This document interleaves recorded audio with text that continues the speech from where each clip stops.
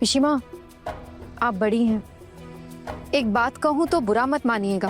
अब तो आप हमारे साथ नहीं रहती हैं, आपकी गृहस्थी, खाना पीना सब अलग हो गया है। अब हम क्या करते हैं क्या नहीं, इसमें आप अपनी टांग क्यों उड़ा रही हैं?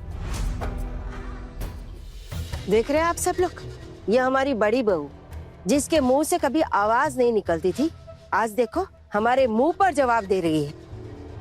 क्या गलत बोला है माँ? सही तो बोल रही हैं जीजी। और आप तो अपनी गृहस्थी अलग कर चुकी हैं ना, अलग रहती हैं, तो अब आपको इतनी फिक्र क्यों हो रही है हमारी?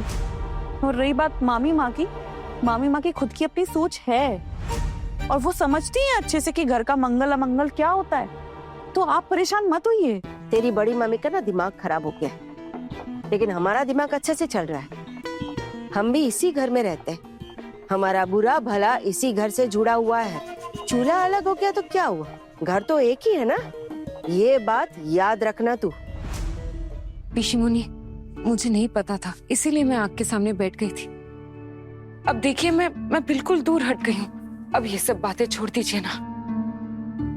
मिली, मैं चूल्हा देख लेता हूँ, तो कुछ और कर ले। आप लोग भी मूर्तियां बनाकर क्या करोगे भला? बेचकर पैसे कमाएंगे। अब घर गृहस्थी भी अलग हो गई है, बड़े बेटी की नौकरी नहीं है और छोटू के भरोसे इतना बड़ा परिवार पल नहीं सकता। पेट पालने के लिए कोशिश कर रहे हैं कुछ छोटा मोटा शुरू करने की। तो आप पैसे कमाएंगी, मूर्तियों का व्यापार करेगी, अब तो बहुत जल्द हवेली खड़ी कर देगी। अगर हम हवेली खड़ी भी करेंगे ठाकुर जी, तो आपको तो सबसे ज्यादा खुशी होनी चाहिए, क्योंकि आप तो हमारी ठाकुर जी हैं ना। और अगर हवेली नहीं भी बनी तो कोई दिक्कत नहीं, ये घर तो हमसे कोई छीन नहीं सकता। घर गृहस्थी संभालने वाले लोग हैं, खाने पीने का जुगाड़ हो जाए, इतना ही काफी है। बहुत बड़े बड़े सपने नहीं है हमारे।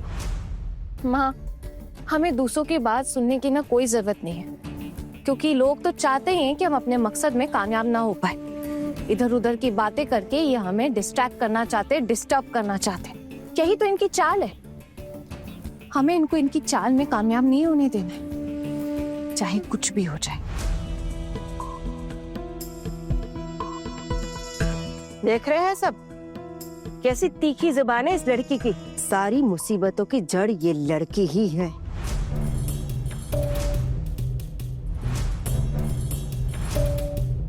आपकी ये सारी बातें तो मैं बहुत दिनों से सुनती हुई आ रही हूँ, पर फिर भी क्या मैं अपने आप को बदली? तो अब आपके बोलने पे मैं क्यों बदलूंगी खुद को? तो फिर इतनी सारी बातें करके इतना खून जलाने का क्या मतलब है? क्या फायदा? आप जाइए, सो जाइए। आप दोपहर में सोती है ना, तो फिर आज क्यों नहीं सो रही? नींद नहीं आ रही आपको आज? दुर्गा जी, हम तो बस खड़े खड़े देख रहे हैं कि आप लोग कितनी सुंदर मूर्तियां बना रहे हैं। शुक्रिया चाची जी, हम सबको बहुत अच्छा लगा। आप ना सिर्फ इन अच्छी बातों पर ही ध्यान दीजिए। देखिए ना मैं कैसे अपना काम किए जा रही हूँ, पिशीमा की बातों पर तो बिल्कुल भी ध्यान नहीं दे रही हूँ मैं। आना, ये देख, तेरे बनाए हुए कपड़े मैंने पहना दिए इन गुड़ियों को। कैसा है? बहुत सुंदर लग रहा है दीदी। मामा, मैं गुड़िया लूंगी, कितनी प्यारी लग रही है। तो हमारी सोना माँ को ये गुड़िया पसंद आई? हाँ दादी। ठीक है, तुम्हारे लिए अभी दे देती हूँ, ले आना। अरे पारो, देखे आना। ये रही गुड़िया। बहुत सुंदर है दादी, बहुत मिष्टी है। पैसे तो मैं लाई नहीं, मैं बाद में आकर देती हूँ। अरे बहू, कैसी बातें कर रही हो? ये तो मेरी प्यारी गुड़िया के लिए मेरे हाथों की बनी हुई पहली गुड़िया है, जो मैं उसे उपहार में दे रही हूँ। नहीं जेठी माँ, आप इतनी मेहनत कर रही हैं सिर्फ 2 रोटी कमाने के लिए। आप लोगों का इतना बड़ा संसार टूटकर बिखर गया और हम मुफ्त में लेकर चले जाएं, ये शोभा नहीं देता। मैं पैसे देकर जाऊंगी, आप दाम तय कीजिए। अरे नहीं नहीं भाभी, कैसी बातें कर रही हैं आप? एक गुड़िया से हमारा क्या हो जाएगा? और वैसे भी ये गुड़िया माँ ने अपने हाथों से बनाई है। ये माँ के हाथों की बनाई हुई पहली गुड़िया है जो माँ खुद मुनमुन को अपने हाथों से दे रही है। मुनमुन, तुझे पता है, तू ना बहुत खुशकिस्मत है जो माँ के हाथों की बनी हुई पहली गुड़िया तुझे गिफ्ट में मिल रही है। भाभी आप देखना, इस गुड्डे गुड्डियों से ना आपके घर में बहुत सुख समृद्धि आई। और वैसे भी हमारी माँ के अंदर माँ दुर्गा जैसी शक्ति है। मैं तो हमेशा से ही कहती आई हूँ, हम जो कुछ भी करते आए हैं ना, ये सब कुछ इनके आशीर्वाद की वजह से करते आए हैं। देख रहे हैं आप सब? हाँ, कैसे सासू माँ को पटा रही है। बाहर घूमने जाने का रास्ता तय कर रही है ये। मेरी सासू माँ मुझे कहीं बाहर आने जाने से मना नहीं करती, तो मुझे उन्हें पटाने की भी कोई जरूरत नहीं है पिशी माँ। मेरी सासू माँ बाकी की सासू माँओं की तरह छोटी सोच नहीं रखती।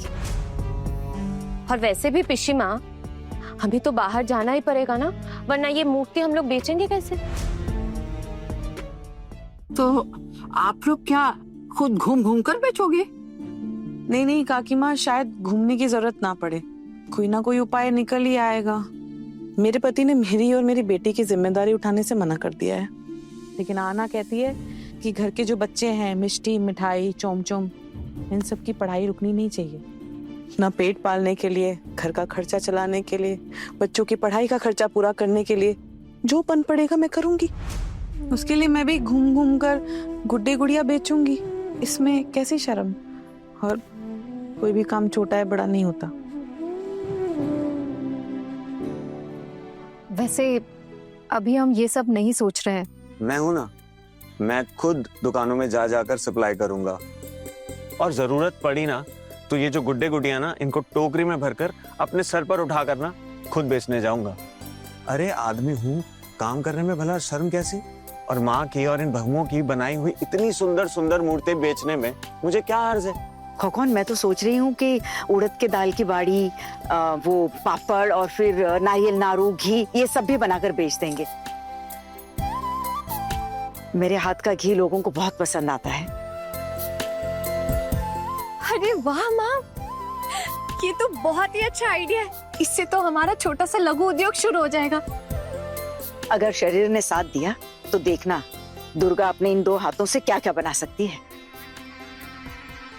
माँ, उड़द दाल की बड़ी, पापड़, लाई के लड्डू, नारियल नाड़ू, घी, ये सब तो मुझे भी बनानी आती है।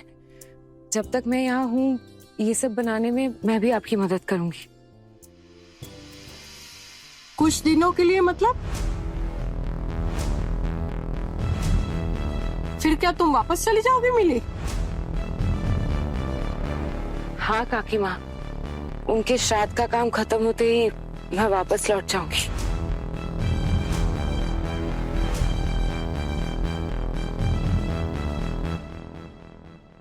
नहीं, ये कहीं नहीं जाएगी। अभी तो हमें लोगों की जरूरत है, और आपको हम कहीं नहीं जाने देंगे दीदी भाई। और फिर ये बात तो माँ भी मानती है कि आपके यहाँ रहने से हमारा काम भी आसान हो गया। तुम सब कर लोगी, और सारी बहुएं तो हैं ही। मुझे जाना पड़ेगा आना। देख मिली, तू जो बोल रही है ना वही करना। किसी की चिकनी चुपड़ी बातों में मत आ जाना। अपना घर खुद ही संभालना पड़ता है, कोई और नहीं संभालेगा। ज्यादा दिन ससुराल से दूर रही ना तो वो लोग तुझे वापस ससुराल में घुसने नहीं देंगे। वही तेरा घर है और वही तेरा ससुराल है और वही सब कुछ है तेरा। यहाँ पर तो तू मेहमान है। यहाँ पर ना तेरा कोई हक है और ना ही तेरी कोई हैसियत है यहाँ पर। ऐसा है क्या पिशी माँ? तो फिर आप क्यों इतने सालों से यहाँ पड़ी हुई है? बड़ी बहू, वैसे भी माँ, आपकी तो सबसे ज्यादा ही हैसियत है कुछ, है ना? और अगर आप अपनी हैसियत बना सकती है पिशी माँ, तो दीदी भाई भी जरूर कर लेंगे। और पिशी माँ, दीदी भाई को आपके जैसा रास्ता अपनाने की कोई जरूरत नहीं। वो अकेली, उनके साथ उनका कोई बच्चा नहीं है जिसकी जिम्मेदारी किसी को उठानी पड़े, जिसका खर्चा किसी को उठाना पड़े। मेरा मतलब है कि आपके जो हालात थे ना, उससे बहुत ज्यादा अलग उनके हालात हैं। और फिर मेरी सासू माँ ने तो आप लोगों के लिए सब कुछ किया था। खाना बनाना, सेवा, सब कुछ।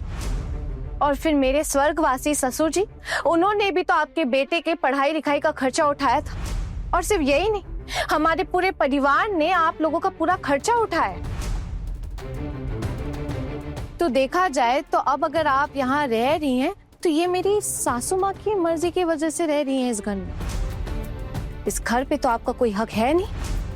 ये घर तो मेरी सासू माँ के नाम पर है ना, पिशी माँ।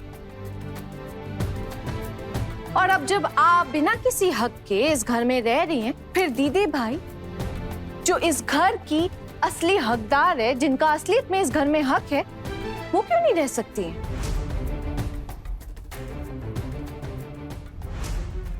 बिल्कुल सही कहा। पूर्णिमा दीदी जैसे बातें सुना रही थी वो तो अब सुनना ही पड़ेगा। अरे पूर्णिमा दीदी का स्वभाव ही ऐसा है। भाभी, आपने कुछ कहा नहीं इसे? कोई जवाब नहीं दिया इसे? हाँ, ये मुझे इतना कुछ सुनाने की हिम्मत कर गई, हाँ आपने कुछ भी नहीं कहा इसे। क्यों भाभी? अब क्या है ना ठाकुर जी, जवाब देने में हमारा समय बहुत बर्बाद होगा और बर्बाद करने के लिए हमारे पास समय नहीं है। और आपके पास क्या है? समय ही समय है बर्बाद करने के लिए।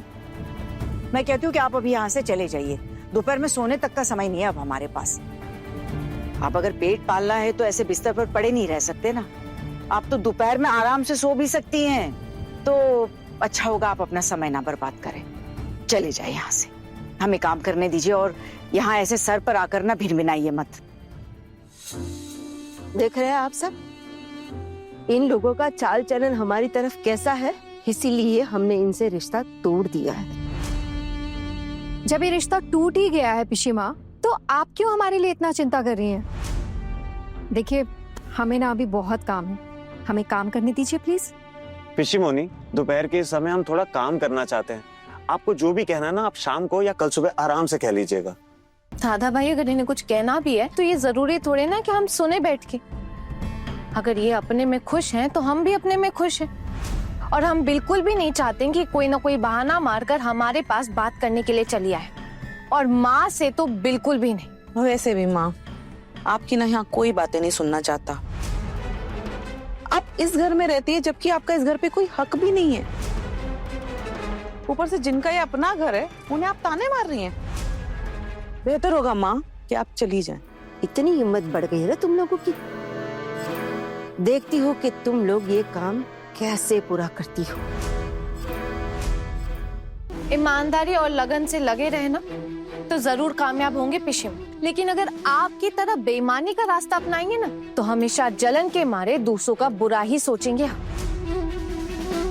और मैं आप सब से एक बात कहना चाहती हूँ कि हमें अब और सावधान रहना पड़ेगा। क्यों? क्योंकि दादा भाई, हमारे घर में केवल माँ दुर्गा नहीं है, महिषासुर जैसे सोच रखने वाले लोग भी मौजूद हैं। और उनमें से एक जन ने तो मुझे मेरी सासू माँ को नकली दवा खिलाने के इल्जाम में फंसाने की भी कोशिश की थी। अब अगर ये लोग ये कर सकते हैं तो हमारे काम में भी तो अड़चन डाल सकते हैं ना। अब ये मिट्टी देख लीजिए, ये मिट्टी ये मूर्तियां बनाने के लिए बिल्कुल परफेक्ट है। लेकिन अब कल को ये भी तो हो सकता है ना कि कोई इन मिट्टी में मिलावट कर दे जिससे हमारी मूर्तियां ना बने, हमारी मेहनत काम ना आए, हमारी मेहनत पे पानी फिर जाए। ऐसा भी तो हो सकता है ना। पर हम अपनी मेहनत किसी भी हाल में बर्बाद नहीं होने देंगे, चाहे इसके लिए हमें पहरा ही क्यों ना देना पड़े। माँ, मैं आज आपके सामने कसम खाती हूँ, इस व्यापार को सफल बनाएंगे। पैसे की कभी कोई कमी नहीं होगी माँ। और पैसे तो क्या, माँ का नाम पूरे देश में रोशन होगा। अब देखिएगा, आपके हाथों की बनाई हुई ये मूर्तियां ना लोगों का दिल जीत लेगी। अब बस देखते जाइए आगे आगे होता है क्या। सके खुशियाँ सबको, बस इतनी है आरज़ू, बड़े घर की छोटी बहू, बड़े घर की छोटी बहू। दुकान पे जाकर मैं बात करूंगा। अगर जरूरत पड़ी तो तुम लोगों से कहूंगा बात करने के लिए, ठीक है? हाँ हाँ दादा भाई, आप ही जाके बात कीजिएगा और बस कोशिश कीजिएगा कि हमारी ये मूर्तियाँ ना बिक जाए। वैसे एक बात कहूँ आपसे। हाँ बोलो। मैं ये कह रही थी कि अपनी आना ना बात करने में बहुत अच्छी है। अगर ये जाकर दुकान में बात करेगी ना तो पक्का हमारी मूर्तियाँ बिक जाएंगी। क्यों, तुम्हें मुझ पर भरोसा नहीं है क्या? मैं बात नहीं कर सकता हूँ क्या? अरे ऐसी बात नहीं है दादा भाई, क्या है ना कि ये सब ना हम औरतों ने मिलकर किया है और एक बुजुर्ग औरत ने अपने हाथों से ये मूर्तियां बनाई है, यानी कि हमारी सासू माँ ने। देखिए ना दादा भाई, हम ना एक नई जिंदगी की तलाश में निकल पड़े हैं, आप हमारा साथ दीजिए ना। और इसमें अगर हम औरतें ही बात करेंगी तो कितना अच्छा रहेगा ना। हाँ हाँ, बात तो कर ही सकते हैं ना। वैसे हम औरत है तो क्या बात करना नहीं जानते? क्यों दादा भाई? अरे नहीं नहीं दीदी, दादा भाई का ये मतलब नहीं था बोलने का। इनकी सोच तो ऐसी बिल्कुल भी नहीं है। दादा भाई आप ही बात कीजिएगा और जरूरत पड़ी तो हम सब हैं ही साथ में। असल में बात क्या है जानती हो? तुम सब हमारे घर की बहू हैं। तुम्हारा इस तरह बाजार में घूम घूम कर मूर्तियां बेचना, अगर पिताजी होते ना तो उन्हें बहुत बड़ा झटका लगता है। अब हमारे हालात ये ऐसे हैं कि इस उम्र में भी माँ को इतना कुछ सहना पड़ रहा है। सोचा था माँ को थोड़ा आराम दूंगा, इस उम्र में खुशी दूंगा, लेकिन उल्टा उन्हें ही ये सब काम करना पड़ रहा है। और ये सब मेरे लिए किसी पहाड़ के बोझ से कम नहीं है। इसलिए मैं चाहता था कि थोड़ा बहुत बोझ तुम्हारे कंधे से कम कर दूं। ओ दादा भाई, आप बिल्कुल चिंता मत कीजिए, मैं तो काफी काम सीख गई हूँ ना। अगर माँ मुझे यहाँ रुकने दे तो मैं मदद करूंगी उनकी इस काम में। अगर रुकने दे मतलब? दीदी भाई आप अपनी माँ को ठीक से पहचानती नहीं है क्या? माँ ना बिल्कुल नारियल के जैसी, बाहर से सख्त और अंदर से बिल्कुल खुशनुमा मलाईदार दिल वाली। माँ ना अंदर ही अंदर बहुत ही प्यारी है, बहुत ही मासूम, बहुत ही दयालु है।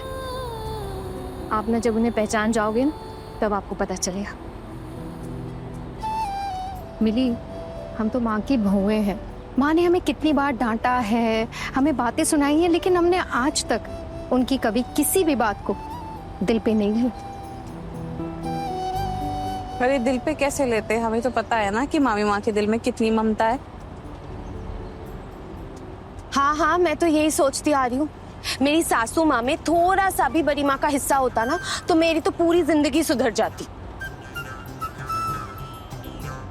वैसे दादा भाई, आपके भाई के साथ तो मैं जा ही सकती हूँ ना उनके ऑफिस वाले क्वार्टर्स में, पर क्यों नहीं जा रही हूँ? क्यों इतना संघर्ष करके मैं यही रुकी हुई हूँ, बताइए? मेरा मन कह रहा है हम कुछ ना कुछ तो करके ही रहेंगे। करना ही पड़ेगा। सही कह रही हैं बोर दीदी, खाने पीने की ना बहुत तंगी हुई है दादा भाई। ये तो अच्छी बात है कि माँ का अपना घर है जिसकी वजह से हमारे सर पे छत है और हमें चिंता करने की जरूरत नहीं पड़ती। और ऐसे वक्त में मेरी भी नौकरी चली गई। अगर मैं तुम्हारे इस काम में भाग दौड़ ना करूं तो तुम सब ये अकेले नहीं संभाल पाओगी। और अब कोई दूसरा काम ढूंढने का मौका भी नहीं है मेरे पास। एक बार हमारा ये काम हो जाए ना तो सबके लिए ना बहुत अच्छा हो जाएगा। और दादा भाई आप बाहर क्यों नौकरी करेंगे? हाँ, मैं नहीं चाहती कि आप किसी दुकान में वापस खाता संभालने का काम करें जिससे लोग आपको बुरा भला कहें, इज्जत ना करें। ऐसा काम करने की क्या जरूरत है? देखिएगा, हम जरूर अपना संभाल लेंगे। तेरे मुंह में घी शक्कर आना। जब तू बात करती है तो ऐसा लगता है जैसे कोई परेशानी आएगी ही नहीं। सच में तेरी कही हुई हर बात सच हो जाए। एक बात कहूँ बोर दीदी, आजकल ना माँ को ऐसे घर पे अकेले छोड़कर आने में ना बहुत डर लगता है। क्यों? ऋषि माँ उन्हें से बुरा भला कहती रहती हैं दिन भर। माँ का दिल ना एकदम टूट गया है। हमारा परिवार जैसे बिखर गया है ना, उस तरह माँ का दिल भी टूट कर बिखर गया है। माँ बहुत चुपचाप सी हो गई है। टुकुन भी आज घर पे नहीं है। हाँ दादा भाई, वो कुछ दिन बाद वापस जा रहे हैं ना अपने काम पर, तो ऑफिस के काम से ही बस भाग दौड़ कर रहे हैं। उसे लौटना तो पड़ेगा ही। वैसे एक बात अच्छी है कि टुकुन 2-3 महीने के लिए यहाँ आ जाता है। फिर जब वो जाता है तो पता ही नहीं चलता कब उसे छुट्टी मिलेगी दोबारा। नीता, तुम जा सकती है टुकुन के साथ। उन्होंने कितनी बार ये बात कही है तुझसे। नहीं दीदी, अभी नहीं, पहले हम कुछ कर ले, उसके बाद अगर जरूरत पड़ी तो मैं चली जाऊंगी। क्यों, कुछ गलत कहा क्या दादा भाई? टुकुन वहाँ बिल्कुल अकेला है, थोड़ी तकलीफ तो होती होगी उसे। अरे नहीं नहीं दादा भाई, उनके ऑफिस से ना घर संभालने के लिए स्टाफ दिया गया है। घर संभालने वाला क्या उनका अकेलापन दूर कर सकता है? नहीं कर सकता ना। अपनों के लिए दिल तो जरूर तड़पता होगा उनका। नहीं दीदी, अभी मेरे जाने का सही वक्त नहीं आया है। ठीक है शोना दीदी, जैसी आपकी मर्जी। मुझे ऐसा लगता है ना कि 6 महीने 1 साल में ना हम सब जरूर अपने पैरों पे खड़े हो जाएंगे। और अगर इसके साथ साथ मुझे कोई नौकरी मिल जाए ना तो बस। तू जॉब करेगी तो फिर ये सब कौन संभालेगा? बौर दीदी, मैंने ये थोड़ी ना कहा कि मैं सिर्फ नौकरी करूंगी। अगर हमारा बिजनेस चल पड़ा तो फिर मैं नौकरी क्यों करूंगी? हाँ, मैं तो रोज माँ दुर्गा से सिर्फ यही प्रार्थना करती हूँ कि बस वो हमारा बिजनेस अच्छे से खड़ा कर दे। सबसे बड़ी बात तो ये है कि माँ के लिए इतना सब कुछ अकेले कर पाना मुश्किल होगा। हम सबको हाथ बटाना पड़ेगा, काम सीखना होगा। अभी तो हम हर काम बांट बांट कर रहे हैं, आगे चलकर ज्यादा काम कर पाए इसका ध्यान रखना होगा। मिली, अभी तक तो तेरे पति का क्रियाक्रम भी पूरा नहीं हुआ है और हमने तुझे इस तरह काम पर लगा दिया।